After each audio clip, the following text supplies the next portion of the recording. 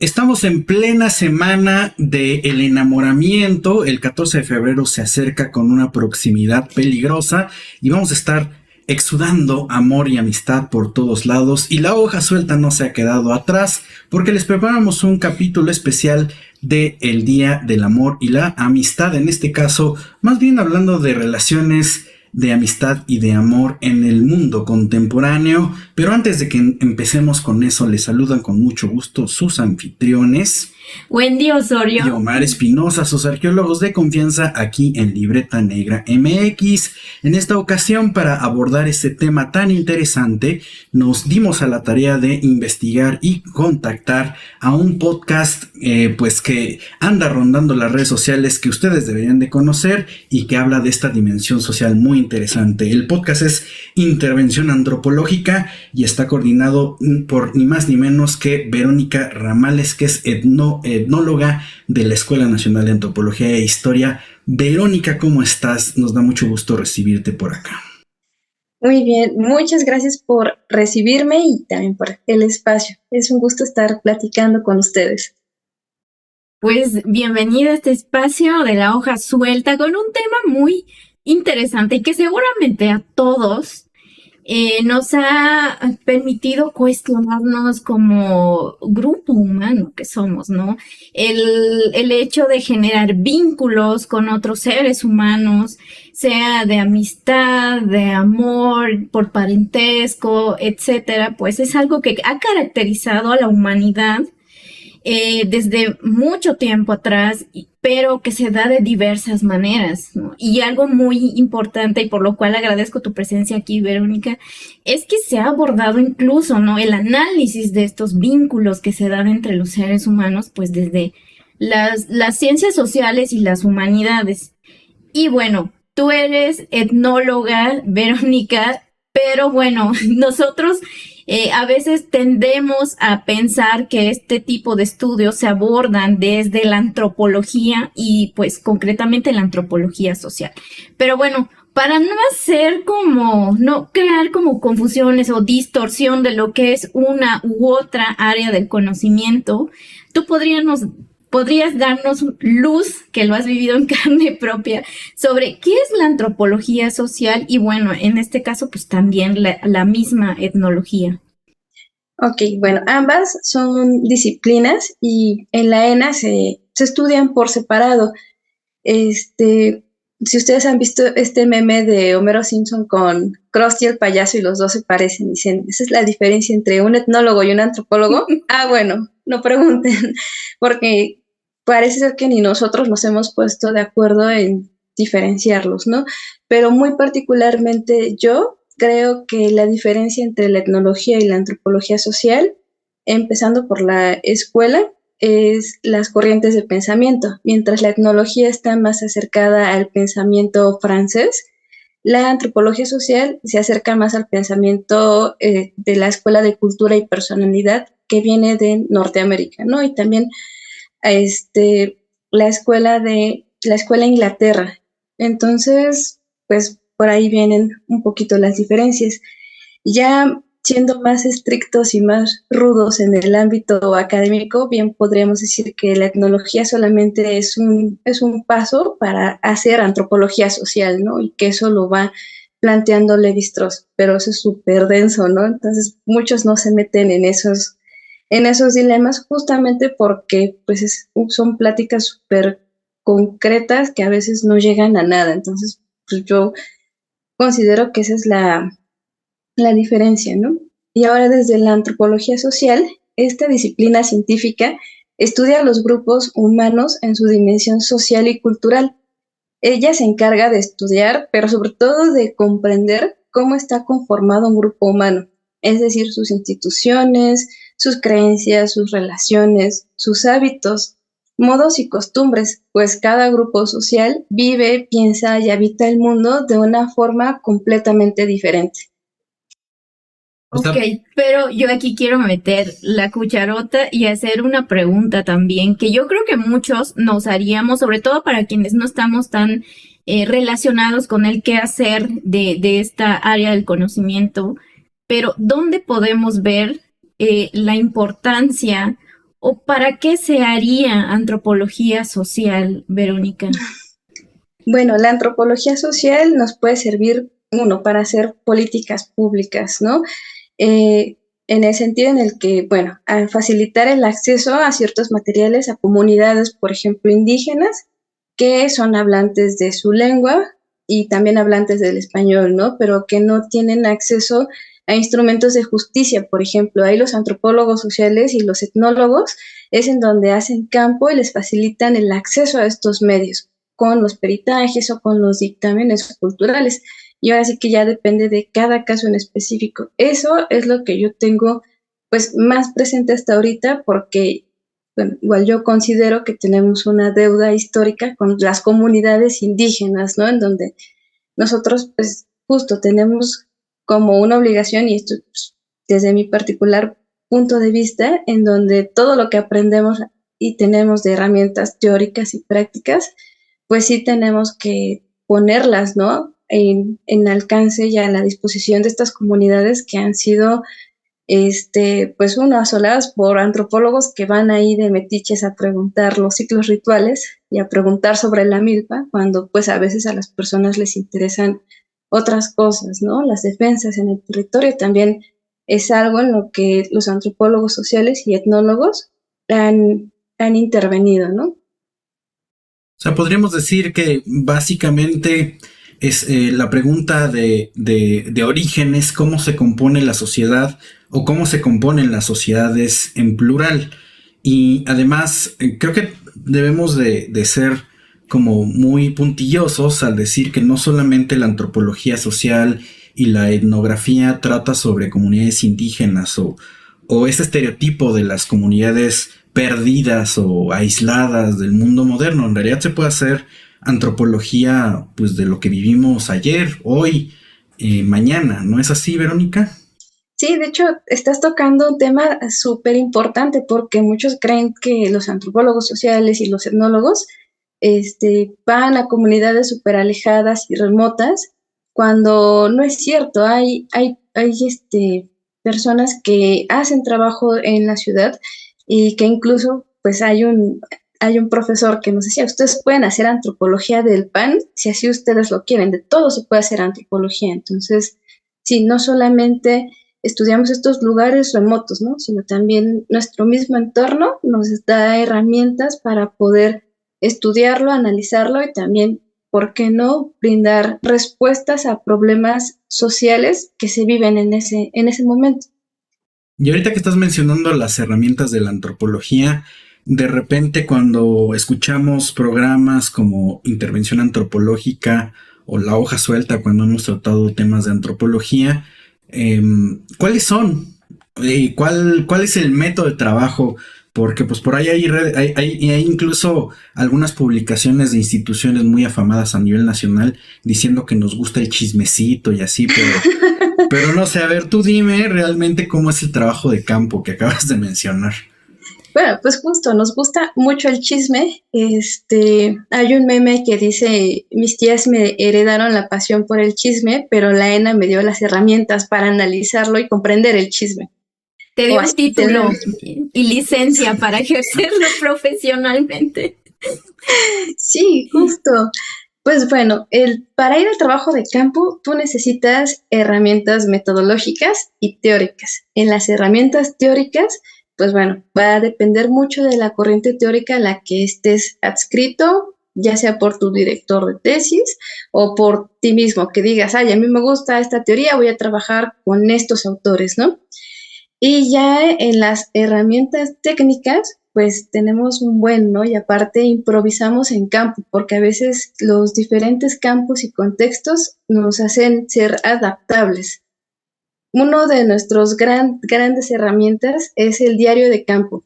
El diario de campo es un cuaderno en donde tú vas escribiendo lo que viste, lo que sentiste y todos esos datos duros, ¿no? Cuántas vacas viste, cuántas cañas hubo, cuántas personas están organizando un comité ejidal, por ejemplo, ¿no? A veces el uso de este diario de campo solamente se remite a las noches o en momentos en donde tú estás solo durante tus estancias, ¿no? En el lugar en donde estés. Y a veces es muy complicado sacarlo, por eso también se recomienda que tengas un cuadernito de notas aparte, en donde vayas anotando puntos clave, palabras clave, e incluso también rutas, ¿no? Nombres de calles, de personas, teléfonos, que funciona como una agenda multifuncional, en donde tú vas anotando todo aquello que te va dando información, ¿no? Para nosotros todo es información, nada es descartable. Ahora sí que si el camión se hizo 6 horas o el metro se paró 3 horas, eso es un dato etnográfico relevante. Entonces debes estar muy despierto a todo lo que observas. Así que en el trabajo de campo, sea en donde sea, nosotros y nosotras también ponemos el cuerpo. El cuerpo siempre nos va a decir cómo nos sentimos y cómo somos percibidos, porque cuando vamos a una comunidad, ya sea indígena o no, somos extraños. Entonces las personas siempre van a sentir curiosidad por nosotros. Entonces, así como nosotros preguntamos quién es el presidente municipal o a dónde puedo pedir información, ellos nos van a preguntar, ¿y tú qué haces aquí, no? ¿Por qué vienes hasta acá? Y es ahí en donde, pues, puedes decir, soy estudiante, me dedico a esto. Y uno de los grandes aportes que nos da la Escuela de Antropología e Historia son las cartas que nos acreditan como estudiantes y como investigadores, las cuales son muy importantes para el campo porque nos están dando, respaldo institucional, que pues, después podemos hablar sobre eso, pero te lo están dando en el papel, ¿no? Te están diciendo, sí, es mi estudiante, cuando vas a contextos que son muy violentos, ¿no? Ya que la realidad del país es esa. No importa dónde vayas, vas a encontrar grados de violencia. Otro tipo de herramientas que ocupamos son el diseño de entrevistas, ¿no? Estas entrevistas pueden ser preguntas estructuradas que te van a llevar hacia un tema de interés o las semiestructuradas. Hay personas que también utilizan encuestas, pero las encuestas a veces son muy duras, entonces los datos que puedes sacar de ellas sí son muchos, pero por ejemplo yo prefiero una entrevista a una encuesta porque en la entrevista podemos ver diferentes matices que pueden ser religiosos, económicos, incluso ideológicos, en donde tú puedes preguntar sobre de una cosa y la persona te va a contar toda su vida y a lo mejor en lo que te cuenta toda su vida, ahí está el mito que tú necesitabas, ¿no? O ahí está el datito que te faltó, que no escuchaste de la otra entrevista que tuviste. Entonces, es por eso que yo prefiero diseñar entrevistas semiestructuradas y estructuradas a también diseñar encuestas, que también es válido, ¿no? Claro, y perdón que te interrumpa. Y en este método de la entrevista también se genera un vínculo más cercano, ¿no? En términos humanos, porque hay como un intercambio, un diálogo más orgánico, quiero pensar. Y que creo que esto no es como tan sencillo, ¿no? De poder generar este espacio donde puedas dialogar con la comunidad o con la persona que te va a estar contando o te va a estar dejando pasar a espacios que no a cualquiera se le permiten y mucho menos que sean ajenos a la comunidad, ¿no? Sí, y que llega a pasar, ¿no? El semestre pasado, en la clase de religión, uno de los alumnitos, nos preguntaba, bueno, ¿y cómo le haces para preguntarle a la gente, no? Y pues, tú dices, pues así, lo saludas, le dices, hola, soy tal, soy estudiante, puedo hacerle unas preguntas, es para mi tarea, y ya. Pero nos decían, es que nos da ansiedad platicar y hablar con la gente, porque a ustedes sí les contestan, ¿no? Y pues bueno, es que es también algo que lo vas haciendo con la práctica. Yo recuerdo que cuando empezaba a ir a campo, pues no hablaba como con nadie, ¿no? Y fue hasta que pues yo dije, híjoles, pues ¿qué hago aquí? O sea, ya estoy aquí, pues lo primero pues es quitarse la pena e ir empezando a hacer esa familiaridad con las personas, porque tú eres un extraño, entonces tienes que generar ese sentimiento de confianza, de amabilidad y también pues de empatía principalmente, porque les estás preguntando cuestiones que a lo mejor no te quieren contestar y es muy válido que no te las quieran contestar, pero sobre todo estás ocupando el tiempo de estas personas y tú no sabes si tienen que atender hijos, si tienen otro trabajo, si tienen que hacer de comer y tú estás ahí preguntándoles, ¿no? Robándoles, por decirles así, tiempo. Entonces también hay que considerar que las otras personas, el otro que está ahí, siente, tiene hambre, se fastidia, no quiere estar ahí y de plano, eso es válido y es algo que a veces nos cuesta entender. Claro, y yo creo que uno de los temas, bueno, hablo igual y tú nos dirás si así sucede o no, es abordar también el panorama, ¿no? De estas conductas, pero que conciernen a esta categoría de las relaciones humanas, ¿no? Las relaciones colectivas, las relaciones a veces pues muy íntimas o privadas. Y entonces, pero seguramente son tópicos que sí se tocan, ya sea en estas entrevistas que están estructuradas o semiestructuradas, ¿no? Finalmente, la persona te abre, por así decir, ese espacio para contarte sobre su vida, sobre sus vínculos, y en una de estas pues te habla, ¿no? De las relaciones sociales que se van dando y en qué situación, ¿no? Entonces yo creo que esto es un tema que se ha abordado, pero que luego como que nos perdemos en el camino, para quienes no hacemos, claro, este tipo de trabajo de antropología. Y entonces nos cuestionamos, bueno, ¿por qué se tiene que abordar, por qué se tienen que analizar estas conductas, estos vínculos, o sea, las relaciones humanas a través de estos estudios de la antropología social? Bueno, porque estudiar las relaciones sociales desde la antropología social nos va a ayudar a entender el contexto religioso, económico e incluso territorial sobre cómo están influyendo en las relaciones, cómo se forman las familias, cuál es el tipo de filiación, por ejemplo, o de parentescos, quién es pariente de quién, ¿no? De manera muy básica, por ejemplo, con quién no te puedes casar o con quién sí te puedes casar y cómo lo puedes hacer. ¿Por qué? Porque dentro de cada grupo existen normas y conductas de sociedad que están permeadas por la cultura y regulan a todos. No importa en dónde estés, siempre van a existir estas normas que te van a decir cómo es un vínculo, cómo se genera el vínculo, cómo puedes desarrollar un vínculo dentro de esas comunidades, ¿no? Hoy en día hablar de vínculos nos lleva a cómo nos estamos comunicando con las personas que tenemos alrededor, ¿no? ¿Qué tan recíproco eres? ¿Qué tan recíproco no eres?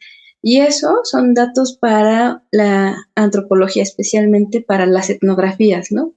Nos van a decir quién hereda quién no hereda qué y por qué no lo hereda, por ejemplo, o por qué están peleados.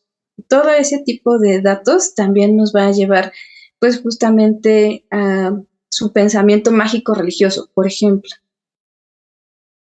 Está bien interesante y retomando un poco lo que mencionabas al inicio, pues la antropología sirve para hacer muchas cosas, entre ellas pues estas políticas públicas, es decir, es un tema de interés general a la sociedad y tomando como excusa este día 14 de febrero que será o que se dará dentro de un par de días del estreno de este episodio, pues también hablar de relaciones más íntimas, es decir, política pública es una cosa muy general que atañe a un ente colectivo, pero en este caso tomamos un poco para hablar de lo que de repente vivimos, ¿no? Y hemos utilizado una palabra ahorita que es el vínculo, por ahí ya hasta se canonizó en el speech coloquial o en la forma de hablar. Antes, bueno, pues era la pareja, el novio, la novia, el amante, etcétera, pero de repente ahora decimos, es mi vínculo, ¿no? Pero eso es muy de antropología y pues la antropología se ha dedicado como a hacer como ciertos perfiles, como bien nos comentas, pero bueno, Si tú pudieras o tendrías que decir en este programa una caracterización de las relaciones modernas, específicamente pues amorosas y de amistad, ¿cuáles serían?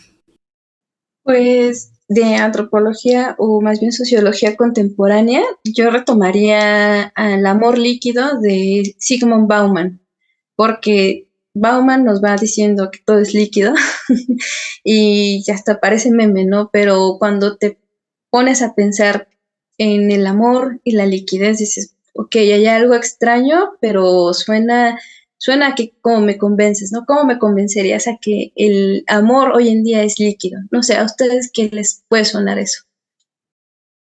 Pues como lo dice el título de su libro, ¿no? Es acerca de la fragilidad de las relaciones humanas. Porque yo creo que no es, y no creo que sea exclusivo de este tiempo que estamos viviendo, del tiempo presente. Yo creo que el establecer los vínculos humanos siempre va a estar sujeto, como tú nos has dicho, a otras esferas de la cultura. Y ahorita estamos viviendo una época en la que, por ejemplo, interactuar en medios digitales puede representar una situación de estar conectado y desconectado, y es válido cualquiera de los dos, ¿no? Entonces yo creo que se hace más aguda, por ejemplo, esta fragilidad, porque creo que nos dejamos llevar por el hecho de estar, entre comillas, desconectados, por estarnos conectando mucho en estos medios. Pero es que además es un rollo bien denso porque Claro. en realidad amor líquido proviene de un marco todavía más grande que es la modernidad líquida. Uh-huh. O sea, básicamente estamos viviendo después de un momento de reacomodo geopolítico, Segunda Guerra Mundial, Guerra Fría, ¿no? Establecimiento de la sociopolítica o de la geopolítica como la conocemos hoy en día, que es muy rígida, a una situación donde hay un momento de adaptación sumamente rápida y vivimos con un ritmo sumamente rápido, y lo líquido viene de esta transformación de que los seres, la forma de pensamiento, las relaciones mismas se tienen que adaptar al molde que le toquen, ¿no? Y tiene que vivirse de manera muy abrupta, muy rápida, muy cambiante y básicamente inestable, ¿no? Entonces, eh, entendiendo que estamos viviendo en tiempos muy complejos, aunque para decirlo Es que siempre con es calma, complejo. siempre no encuentro un momento del ser humano en que haya sido no complejo o no complicado, pero bueno, el chiste es que ahora vivimos relaciones más raras. Por ejemplo, una de las caracterizaciones que hace Sigmund Bauman es que los matrimonios, por ejemplo, duran menos.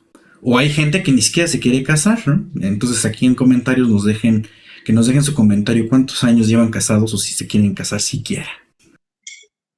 Sí, y así como ustedes lo mencionan, están justo tocando los dos temas centrales de Bauman, ¿no? La fragilidad y la instantaneidad, ya que dentro de este marco ya estamos súper acostumbrados a que todo es instantáneo, ¿no?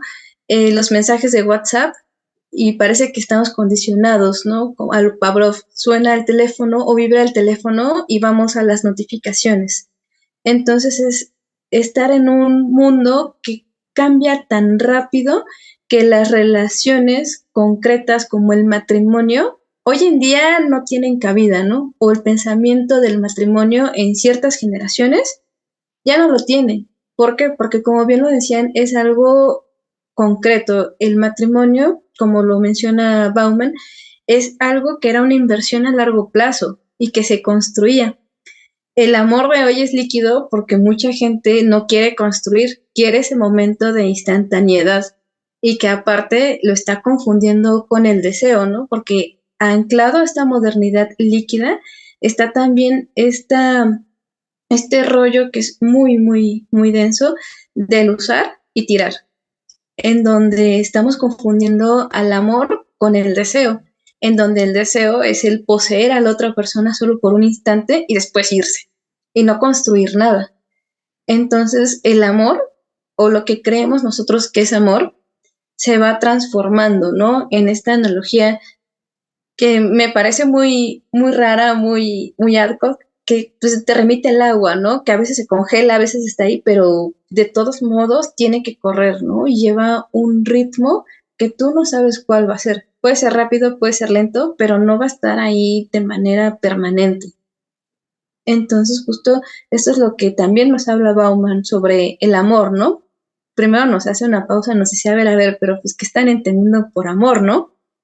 Porque uno es este concepto del amor que viene del Eros, del Thanos, del Thanos, perdón, y que después se desprende la sexualidad, ¿no? Porque hacemos cosas por la pulsación sexual y el deseo, y por otra, pues, que es para ti el amor, ¿no? Y que es un concepto que viene desde Occidente y que cada quien desde su contexto, ya de manera muy personal, pues va describiendo, ¿no? Va dándole ese significado. Sin embargo, como ustedes bien lo mencionan, estamos tan conectados hoy en día, no solamente con Occidente, sino también en Oriente y en otros territorios en donde nos llegan estas otras concepciones del amor, ¿no? Y qué puede ser el amor y qué no. Híjole, quien va a escuchar este programa se va a sentir en la depresión total, porque le vamos a decir, entonces, ¿el amor existe o no existe? O depende mucho de cómo lo entiendas. La pregunta es compleja y la vida humana muy breve. Entonces... O sea que aprovechemos mientras podamos.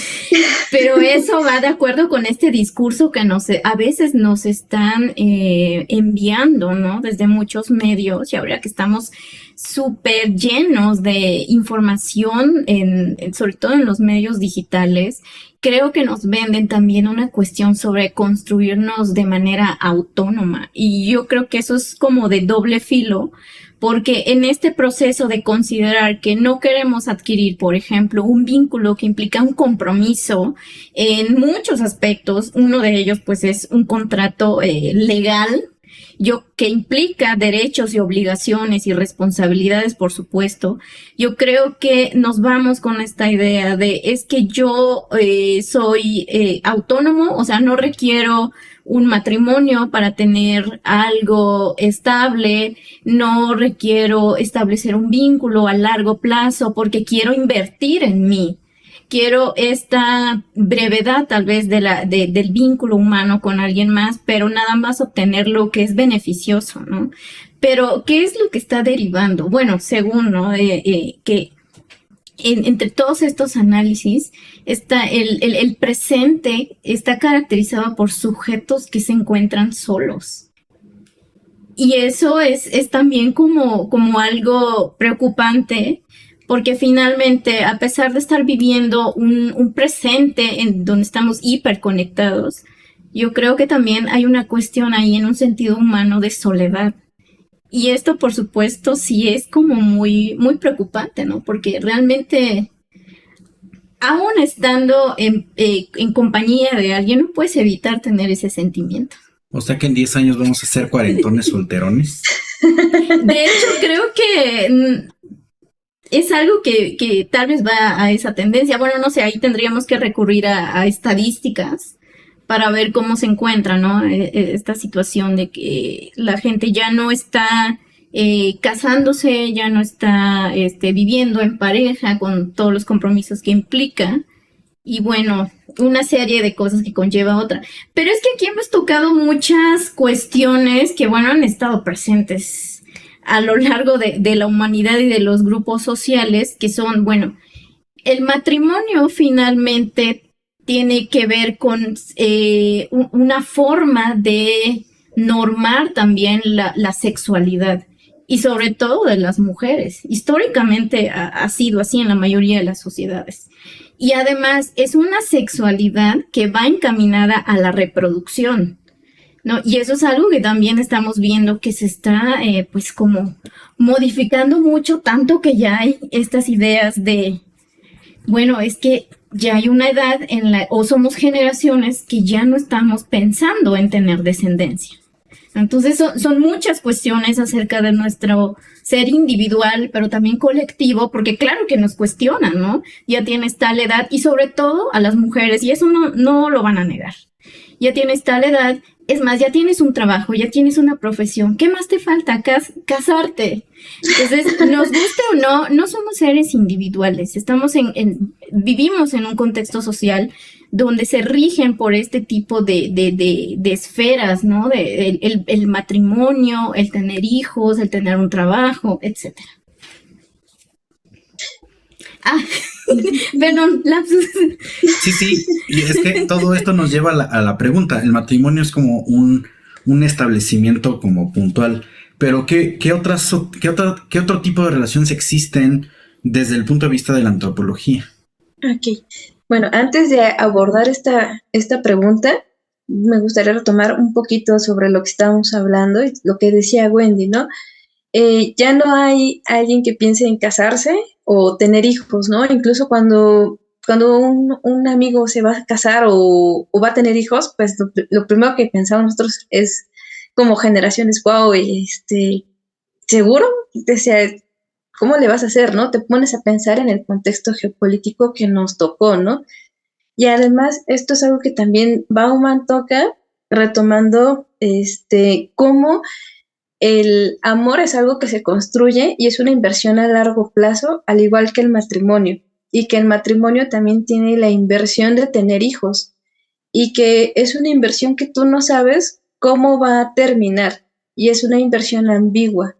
Entonces, al darte cuenta de que esa inversión es ambigua y que puede resultar bien como puede resultar mal, también es un factor en la que nos está pegando como generación, ¿no? En donde estás pensando en si sí vas a involucrarte y ya tener algo formal, un compromiso a largo plazo y tener también hijos, porque realmente no sabes cómo va a terminar, ¿no?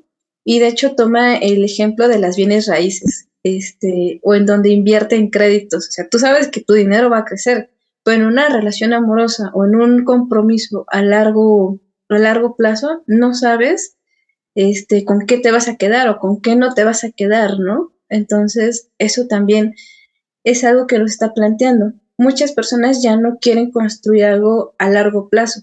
Lo que quieren es ese momento instantáneo y que a esos momentos instantáneos les llaman amor o la ejecución de prácticas amorosas. Pero amor, así como lo llaman hoy en día, tal vez no lo sea. O a lo mejor para ellos sí, pero es algo en lo que debemos de reflexionar, ¿no? Y que aparte este pensamiento del amor también nos lleva a esta otra pregunta que estás haciendo, ¿no? ¿Qué otro tipo de relaciones existen o puede ver la antropología, ¿no? También podemos ver cómo se hacen estas relaciones, no sé, de compadrazgo, ¿no? ¿Quién es compadre con quién, ¿no? Y por qué. Y a veces el llegar a ser compadres, pues también nos da obligaciones y nos da también ciertos atributos, ¿no? Dentro de una familia o dentro de un grupo social.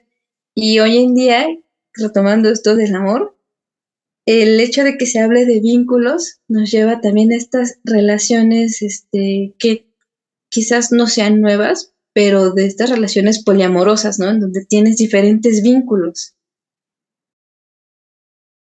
Pues igual el futuro más cercano nos va a hablar de este panorama como la película de Her, ¿no? Donde tenemos a Scarlett Johansson en el oído como inteligencia artificial.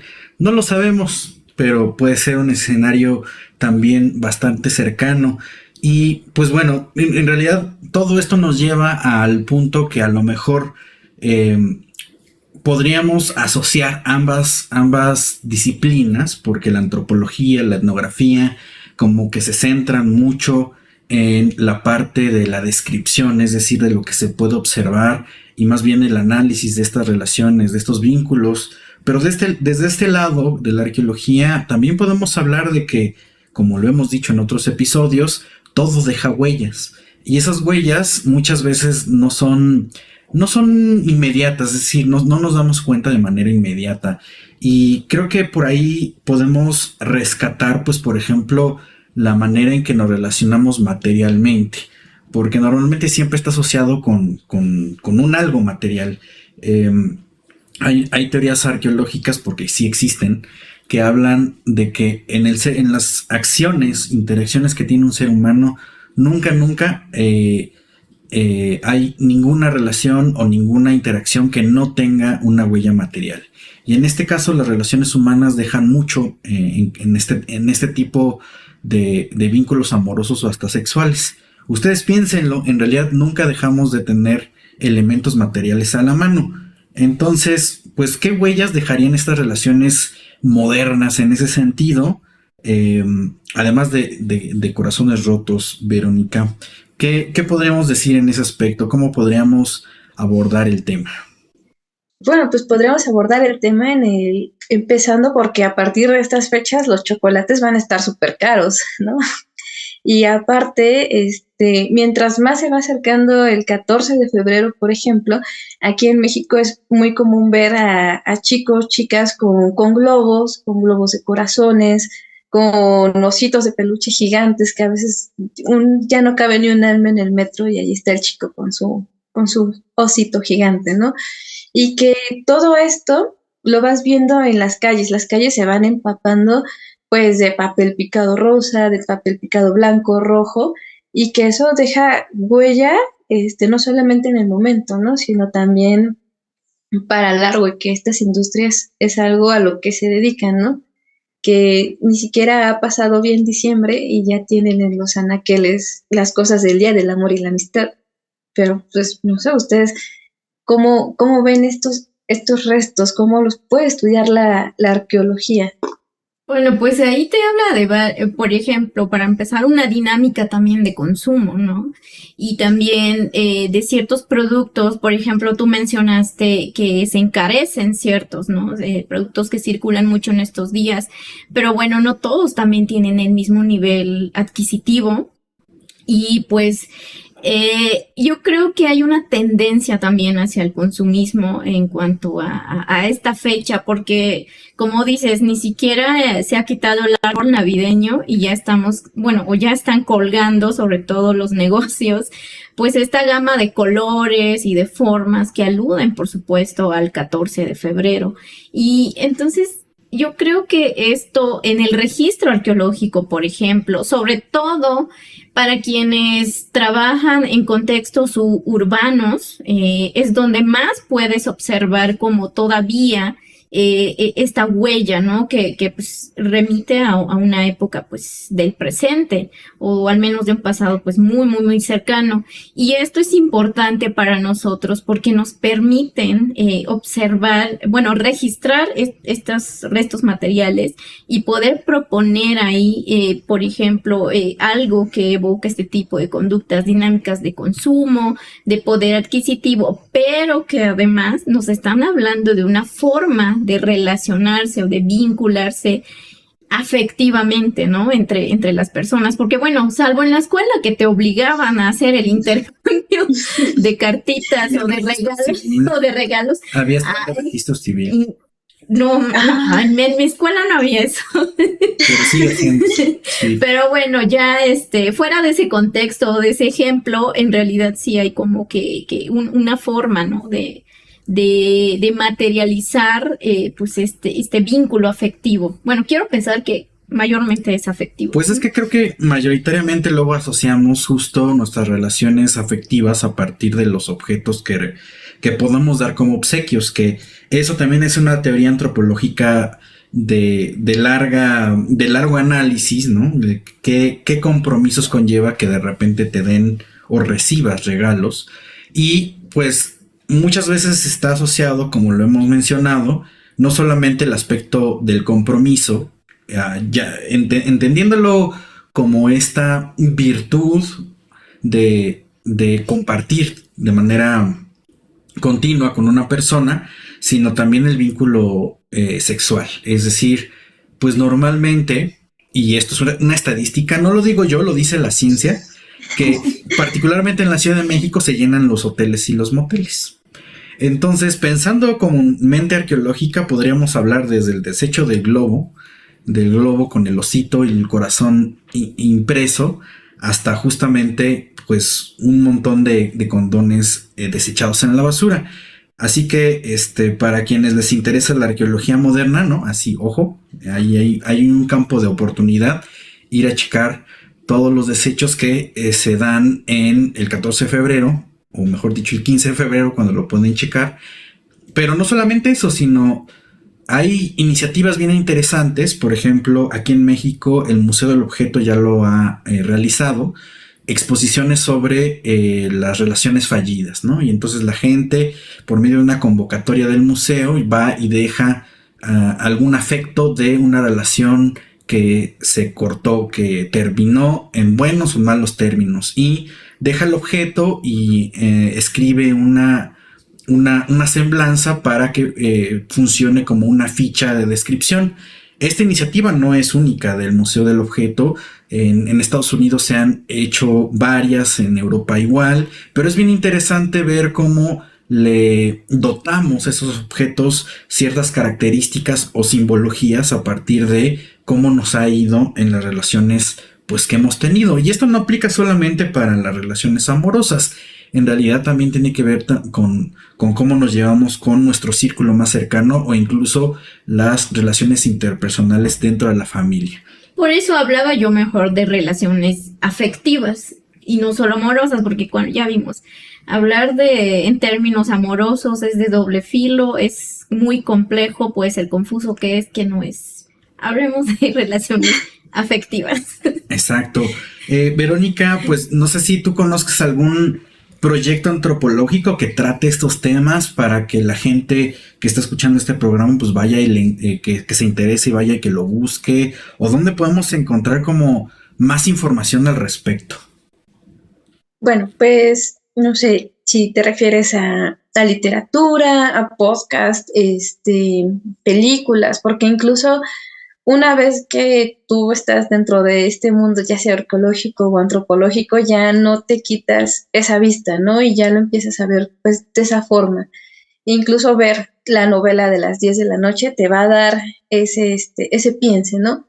Pero, no sé, ¿cómo a qué te referirías? ¿A qué tipo de materiales? Pues, en realidad el que te venga a la mente en este momento, porque es bien importante tener ya mentes multiplataformas, aunque no necesariamente multitasking, así que amistades no hagan eso es un mito del mundo moderno. Pero cualquier proyecto de investigación o de cultura pop que se te pueda venir a mente para que la gente pues analice sus propias relaciones interpersonales. Bueno, pues les diría que el mío, pero ese va al final. Bueno, empezando por ustedes también, hay otros proyectos que se llaman Antropología Pop, que es un podcast, también habla sobre las relaciones, tiene 3 capítulos sobre ellas y las retoma desde Bauman, también retoma Lévi-Strauss y hace ejercicios extraños, pero te dan para la reflexión. Y bueno, no digo extraños en el sentido peyorativo de la palabra, sino que te invitan a hacer esa reflexión y a buscar, ¿no? También hay compañeros que tienen círculos de estudios relacionados a las relaciones afectivas, ¿no? De momento no están, ahora sí que al aire, pero se pueden encontrar dentro de la ENA. También se me ocurre mucho el Congreso de Sexualidades Prohibidas, que cada año se realiza, no sé si este año se realice, pero lo pueden consultar en las páginas de la ENA. Bien interesante el trabajo que se está haciendo desde la ENA, porque hay varios, o ha habido varios congresos de este tipo, y también hay una revista que habla sobre sexualidades desde el punto de vista antropológico. Me parece que hay que trabajar muchísimo en esto, porque de repente no se suele asociar que el trabajo de la antropología sea sobre estos temas. De hecho, me remite a alguna publicación por ahí que se hizo hablando tanto de estos vínculos como de las orientaciones sexuales en las redes sociales del Instituto Nacional de Antropología e Historia, y hubo un sinfín de comentarios atacando la publicación porque pues cómo va a ser eso que se estudie, ¿no? Es muy raro si el INA está nada más para estudiar piedrecillas, ¿no? Pero qué raro si es la conducta humana. Exactamente. ¿En qué siglo vivimos, por favor? Pero bueno, Pues mira, ya se nos está acabando el tiempo. Este tema es como muy emocionante, si te das cuenta, porque por supuesto es casi o es inherente a nuestra condición humana. Los vínculos afectivos, interpersonales. Y bueno, Verónica, ya se nos está acabando el tiempo. Pero en realidad hay que cerrar el programa, pues también recomendando otro programa. Cuéntanos qué es intervención antropológica. Bueno, Intervención Antropológica es un podcast en donde está dividido en tres ejes, en relatos, en miscelánea y también en música tradicional. Los relatos antropológicos, no, bueno, lo que hacemos es hablar con los compañeros que ya se titularon, ¿no? Que hablamos sobre su tesis, pero principalmente sobre el proceso que es hacer una tesis, porque nosotros creemos que el hacer una tesis, aparte de que es un ejercicio enorme, también nos está hablando de diferentes contextos, ¿no? Y también desde ciertos puntos que pueden llegar a ser privilegiados o no pueden ser privilegiados. Entonces, también es algo de lo que no se habla en las aulas o en las mismas academias, ¿no? En donde dices, bueno, pues es que yo tuve una escritura desastrosa porque pues pasé por ciertas relaciones, ¿no? O me pasaron ciertos eventos que me evitaron titularme en tiempo y forma. Que a veces esto el mundo científico no lo ve como algo que un científico pueda hacer, ¿no? Porque a veces pensamos que los científicos no sienten, no comen, no viven o no sueñan y que pues ellos tienen que estar produciendo, ¿no? Justo en este mundo moderno tienes que producir, producir, producir. Entonces hablamos sobre este desafío de la tesis. Ya en miscelánea platicamos sobre la antropología, que es todo y nada, hablamos sobre museos, sobre experiencias en trabajo de campo, sobre presentaciones de libros y música tradicional, justo de cómo también las personas que vienen de otros estados llegan a hacer música, ¿no? Viajan y tienen estas rutas migratorias. Uno de sus ejemplos pues han sido los grupos de fandango que andan por Santa María la Ribera, también en el centro a las raíces. Entonces, pues bueno, eso es a lo que se dedica intervención antropológica. Pues nada más, ¿eh? Yo creo que son temas que, por supuesto, desde las ciencias sociales y las humanidades sí tienen que tocarse. Estamos hablando de procesos, sea de investigación, por ejemplo, para una tesis. Son procesos donde también forman parte de tu construcción y desarrollo personal, ¿no? Y que no se da de manera individual, porque pues es algo que te piden como requisito hacer pues dentro de una escuela, ¿no? Y bueno, para que puedas tener como un reconocimiento, en este caso pues una licencia para ejercer tu profesión, etcétera. Pero yo creo que se me hace contradictorio que se cuestione que la persona que pasa por este proceso pues no esté pasando también por cuestiones personales, emocional, mental o físicamente, ¿no? Finalmente somos ciencias sociales y humanidades, entonces como que no es posible que no se tome en cuenta esta parte y solo se vea la tesis como el producto terminado y lo demás no importó, ¿no? Pero bueno, es un gran tema. Pero entonces, ojalá que tu proyecto pueda venir también como a platicarnos sobre qué casos han visto, qué cuentan las personas. Bueno, nosotros hemos pasado por ese proceso y entonces estamos totalmente de acuerdo en que es un desafío, por supuesto. Y bueno, pues muchas gracias por venir a este espacio, a contarnos y a platicarnos de este tema. Y bueno, pues también, ¿dónde podemos informarnos y seguir sobre este proyecto de intervención antropológica? Bueno, Intervención Antropológica la pueden encontrar en Instagram como Intervención Antropológica y en las plataformas como Spotify, iHeartRadio, Apple Music y pues en estas plataformas de podcast, ahí nos pueden encontrar. Pues seguramente ahorita irá mucha gente a escuchar este programa, porque sin duda conocer sobre cada uno de nosotros y nosotras es importante, y además vernos en esta sociedad moderna que tan rápido se va, y pues bueno, conocer qué hay detrás de los vínculos que desarrollamos pues es un tema relevante. Aunque no nos demos cuenta, creo que tendríamos que ser más conscientes para que no acabemos, ¿no?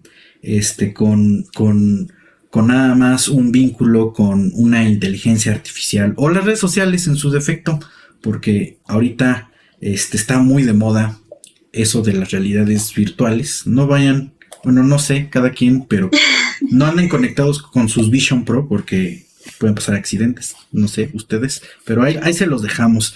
Este programa fue especialmente dedicado al 14 de febrero, como pueden ver, solamente es una pequeña muestra de lo muchísimo que es la dimensión del ser humano con todas las relaciones que entabla.